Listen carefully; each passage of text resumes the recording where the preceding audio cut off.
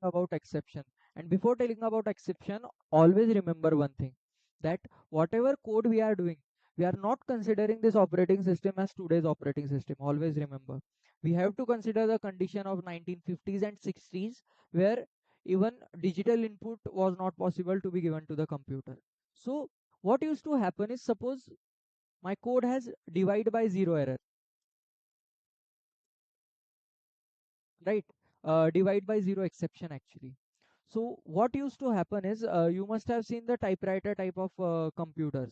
So the tape that was used in that computer used to infinitely run, because this error did not have a particular solution. But today we have exception handling. So similar to this, we have to deal with various exceptions, right?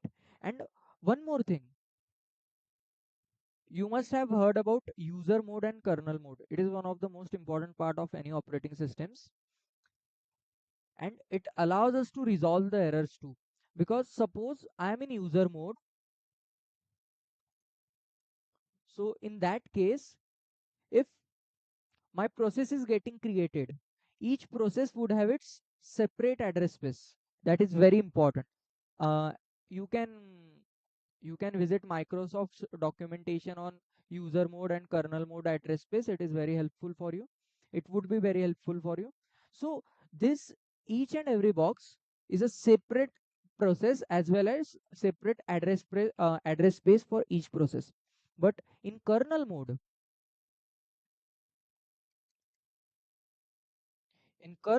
what happens is, all the process exist in a single address space, right? All the processes get exist in the single address space. And suppose if error occurs in any of the processes, if error occurs in any of the processes that reside in the kernel mode, so in that case what would happen is, entire operating system has chance to get corrupted, right? Not only the process, but entire operating system may get corrupted.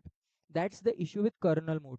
But in user mode, if error occurs in particular process only, then only that process gets hampered, right? That's very important.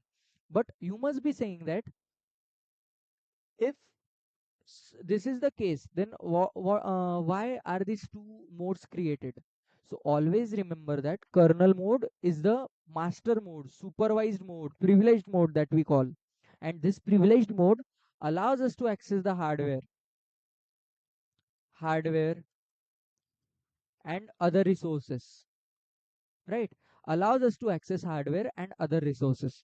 But the issue with it is that it allows us to access these hardware and resources, but risk with it is that if error occurs in any of the process that exists in kernel mode, then entire operating system may get corrupted.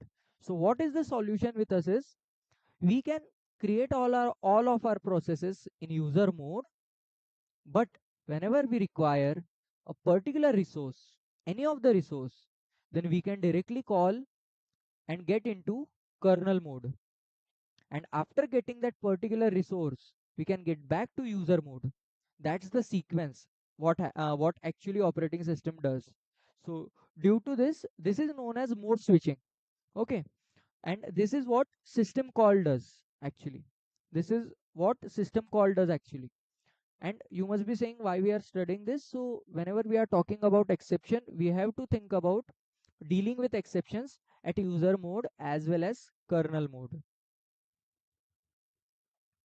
Now we are going to see about the components of operating system in phase 1. आणि actually जे recording application मी use करतोय त्याची limit 5 मिनिट्सच आहे, म्हणून फेजेसचे 5 5 मिनिटाचेच video बनतात. So sorry for that. Later we are going to see about the components of batch OS. So in components, we are going to represent that diagrammatically.